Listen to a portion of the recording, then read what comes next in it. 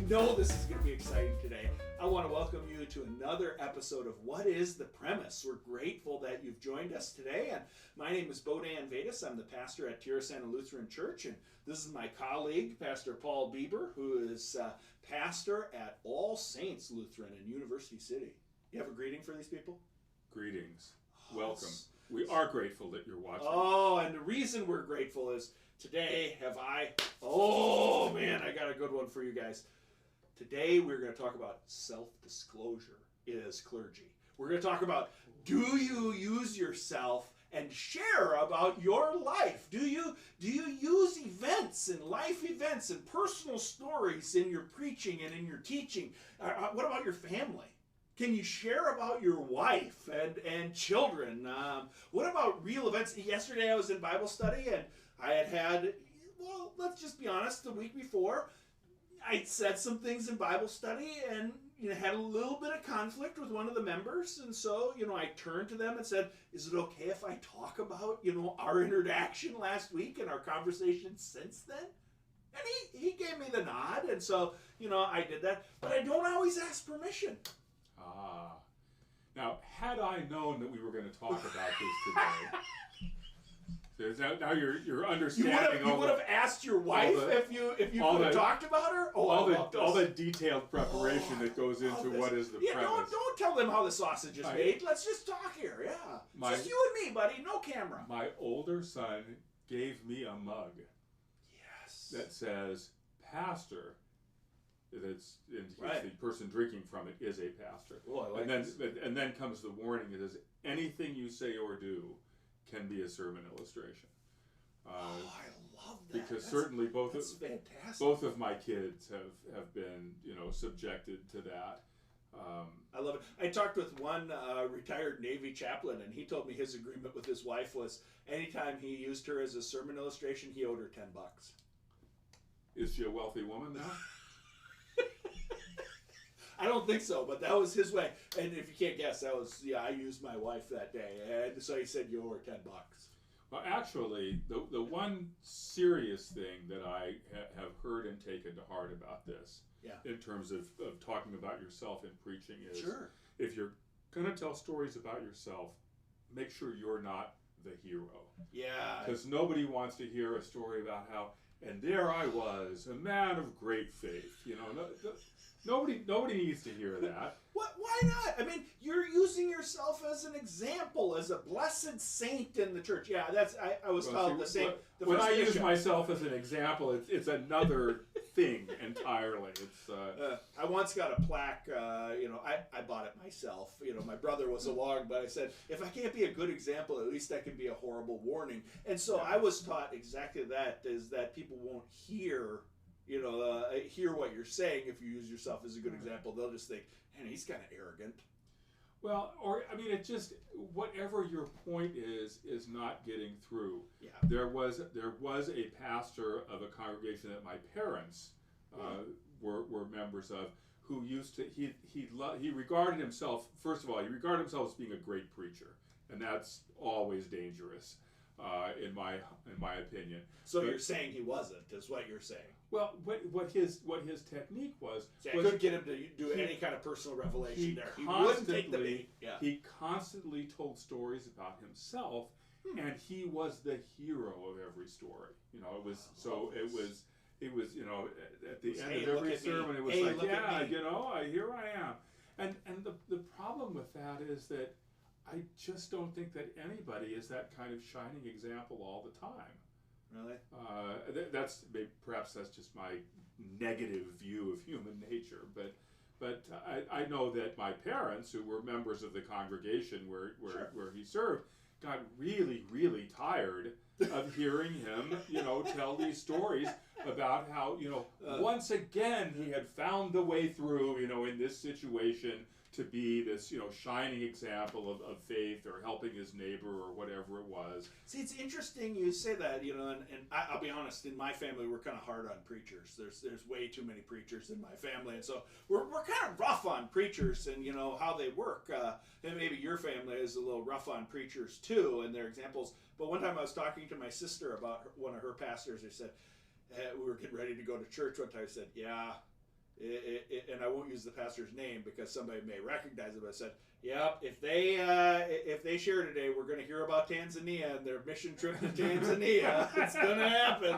We hear a lot about her mission trip to Tanzania. My grandma used to say she knew exactly what book her pastor was reading because the pastor would, tell her, hey, I read this great new book this week, and let me tell you about it. Yeah, but is there a place for another personal... lovely thing, the sermon as book review? I think we've all heard enough of those with the long long quotations in extenso, right? Well, it's probably better than, hey, let's look at this meme that I saw on Facebook. But is there an important place for personal revelation? Other than as a bad example, is personal revelation? I mean, I love the mug that your kids gave you. Do you think kids are fair game?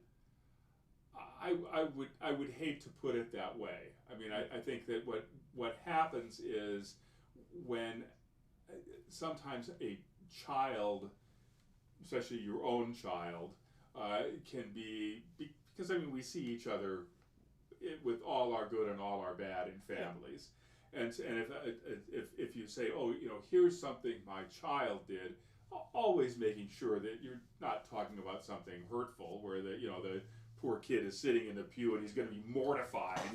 That's the best No, material. That is the best not. material. No, I don't know, man. I'm a pastor's kid, so my dad, I won't say he was merciless about it, but if he could make a joke or make fun or make it personal, there was really something that I think connected with people. And what I think connects with people, what I'm trying to say is that I think if you can take a child as an example of this or that kind of behavior, or this or that sort of comment, or whatever it may be, people can kind of accept that because it's a kid, or he's talking about his kid, and so maybe maybe something can kind of come at people sideways in sure. that way. Yeah. But I do think you have to be whenever you tell somebody else's story, I think you have to be really careful about not, saying things that you're much more careful could really amount to gossip, right? That must be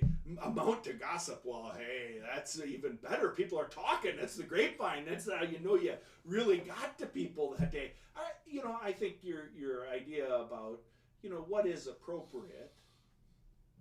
Do you talk with your wife if you use her as an example beforehand? I would probably check with her if I was going to do that something. Must be where I went wrong all these times. That's like I say, as a pastor's kid, Dad never came and said, I'm going to talk about you today. This is one of my favorites this last year because of the pandemic. I used my sister in the Christmas Eve sermon, and they tuned in online and watched it. And when I started talking about her kids all turned over to her and said, "Did you know he was going to do that?" So she was really excited. My mom, she takes it much better. My mom takes it as an honor and as a privilege to get mentioned in the sermon. Nice. It's like being mentioned in dispatches or something. This is positive in her mind. Any press is good press. She liked it. You talked about me. That's an honored moment. Well, so that means that you're treating her as an honored parent, and you're saying usually nice not. things Yeah, about usually not. Usually not. I'm sorry, Mom. Yeah, I know, but she knows. Because that's one of the family rules that I grew up with as a pastor's kid. The pastor does live in the fishbowl. People see your life. People watch it. People know your life. Some people maybe know it better than you do. And that was, one of the interesting things. I had one person ask me if I knew my dad's birthday one time, and I got it right, but I got the year wrong. And they laughed and said they knew my dad better than I did. I thought that was an interesting interaction. And this idea of the fishbowl and the idea that your family is on show enough. Some people would be protective. I think for me, I know I probably use it as, I'll beat you to the punch. I'll share some things and I'll reveal some things, and you'll talk about that because I shared about that. It's been interesting. Not everybody connects with it, though. Not everybody finds humor the same, and sees it as comical, or as a good example. And some people get protective.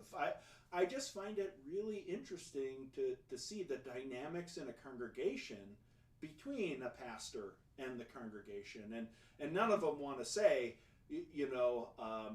it's bad that they get to view you in the fishbowl. In fact, at the house I live in now, when I bought it, people just showed up and walked through it one day. Yeah. The workmen were working on it and renovating some parts, so the door was open, so they just took a tour of my house. And, they didn't have permission, they hadn't asked. That's kind of my example for what it means to live in the public view as a pastor. The people perfect example have a right. The perfect example of that in my experience is my wife's elder brother, who's a retired pastor. When he was a pastor in the city on the north side of Chicago, he lived in a traditional parsonage right next to the church. Oh, I like and this. People, the members of the congregation basically regarded that as public space. Yep. They would just walk in. They had this. It was actually wonderful because when I was in seminary, we would go up there on Sundays when I didn't have something else to do, because it was, after all, my wife's brother, and we would, would always be invited. Did you call and ask for permission, or did you just show up? Just showed up, oh, and so did everybody else. They had this huge round dining room table, and it was great that it was round, because with a round table you can really kind of keep fitting people in. You can you kind of keep pulling up another chair. I can't tell you the number of times that we would be there for lunch after church on a Sunday, and another person would come in. Hey, bring over a chair here. Join us for lunch. Two more people would come in. Here, let's put some more chairs over here. And pretty soon there would be like double the number of people, because they just came in. And my brother-in-law is a very hospitable guy. I love this. It was, and of course. But the reason I'm bringing this up is because of what you mentioned about the fishbowl. I mean, if people really are just gonna walk into your house, that's for dinner. Well, see, that would be very difficult for me, because I'm the opposite of that. I regard my home as my little retreat, my place where I'm once I get behind that door. My time is my own. I might even take off my clerical collar. You don't sleep in it? It's a possibility. I think you sleep in it. I'm convinced you sleep in it. Might take it off. Yeah. And just sort of let my hair down, whatever hair it is that I have. Instead of being, because it can be difficult if you're kind of an introvert, to feel like you're on display. Yeah. Some people, gain energy from being with other people. Yep. Others of us just bleed energy being with other people. And so, I need to have time that I know is going to be kind of, my own time. Just me and my books and my reading lamp and my dog at my feet. You are much more of a hermit. You are much more of a hermit, yeah. But this idea of the public life. Mm-hmm. And, I've heard people who are in politics compare, pastor's life, politician's life, that a minute you walk out your door, it's fair game, but I think for me, that's one of the interesting, dynamics, and how do we carry that? How do we, promote that even as clergy, and what is fair game? I've always kind of said, I'm fair game, but my family is not. Well, I've always kind of said, I'm, the church has me, and I have friends who are clergy who don't have the traditional pastor's wife, who, kind of comes on as the associate pastor and bakes all the cookies for the funerals, or, attends every wedding. Those roles, I think, are shifting, and it's been interesting to see. For me, I grew up in a small town, so going to the grocery store was a church, event, because you would run into, a handful of people from the church.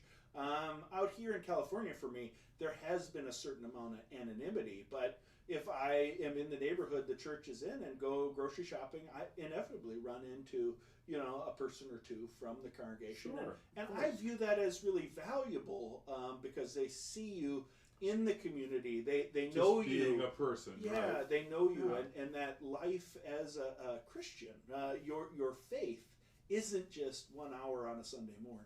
Right. It is real life. And for me, I'm grateful for that. I'm grateful for the opportunity to connect with people and to share life together. But there is a certain amount,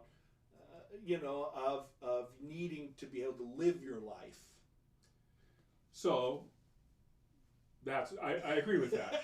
But let's bring it back around. Okay, You were saying bring it back. Well, because you were talking about preaching about yourself, using yourself as an example, and then you said a moment ago that you regard yourself as fair game. I do. So what are Bohdan's boundaries with Bohdan the Very, preacher? very troubled. When So you- the mug. I have people from Bible study and other places who ask me, "Are you going to use this in a sermon someday?" And the reality is, I may. If it's my personal experience, it's fair game. I think I've had conflict. I promise never to use congregation members by name, but every time I read, one of St. Paul's letters in Bible study, and he starts listening, names, Hymenaeus and Philetus, and he starts calling people out by name that he's fighting with. I say, could you imagine if the pastor started naming names from the pulpit? And so how I use them, I try to have some tact and some understanding, like you said. Family, I want to be respectful and loving, but I've struggled at times because what I thought was a good example and was not embarrassing, has embarrassed, Right. my wife at times, and Yeah. so there has been, it's hard to come home, and often I would hear from, from my wife that, as she's walking into the late service, people are walking out of the early service and saying, "Oh, yeah, he's going to talk about you today. We know," and her horror not Yeah. knowing Right. what that was, and so It is a learned. horror to not know what someone's about to say. That's really true. Just throw that one in there It is, for you. and for me though, I always kind of believed that there was a solid foundation and there was some trust and there was some belief. For me, I've had to learn and grow because I even have one Easter Sunday example that is a famous kind of example from another church. But pastor comes in with a clothes basket and starts folding clothes, and starts to talk and have a conversation, and you say, you may wonder, why I'm folding clothes, because, when they show up in the tomb on Easter morning, the only thing left there is the folded grave clothes, and so folded clothes are all we have as proof to the resurrection. The what we have is the empty tomb and some leftover clothes that he doesn't need anymore. That's the evidence. And so to use The next that, episode of What the Premise will be I just about triggered him. will Yeah. be about why the empty tomb is not enough and why the resurrection appearances are so important to our Easter faith. And so, with that little advertisement, He won't This is- won't get to it, but that's my self-disclosure. I think he turned another shade of red here. But I then said in my sermon, I think this is the right way to fold socks. And Mrs. Vedas thinks this is the right way to fold socks. And we're having a disagreement in the Vedas household, and how are we going to get past it? She felt that was literally airing the dirty laundry. Yeah. And she felt that was literally exposing, Yeah. and was horrific that I said she folded socks wrong. And this is a good example, and I don't want to get all into the male-female thing here, but no, I mean it sounds to me that this is an excellent example of the kind of thing that because laundry is kind of traditionally the wife's bailiwick in the family. This is the kind of thing that, as a man, you would think, oh, this is a funny thing. I fold my socks this way. My wife thinks that socks should be folded this way. But if that's your area, if that's... You must have a much more traditional wife than I've ever had, Paul. You must have a much more men's work and women's work. I got to tell you, I grew up in a different age. Well, you are about 20 years younger than me. Of course, my wife is younger than me, too. There we go. But I think she would... Well, see, here's what happens with my wife. If I had said, this is a disagreement about how we fold socks, she would never fold another pair of my socks. Sure. When we were young married people about 35 years ago, I told her, when you iron the cuffs of my shirt like this... Oh, you didn't. Well, I found myself ironing my shirts for many years after that. But she forgave me, and she now irons my shirts again. What a great Easter example that she forgave you. What a wonderful church example. But she irons the cuffs just the way she did, and I have learned. See, some people would say that's the part I've never learned is the zip the lip. There you go. And so for me, that idea of zipping the lip, and what is it, that we have? What is it that we have to share? Ultimately, I think as a pastor, it is some of those difficulties, struggles, that real life that we have. And like you said at the beginning, not the good example. To even be honest and say, pastors' families aren't perfect.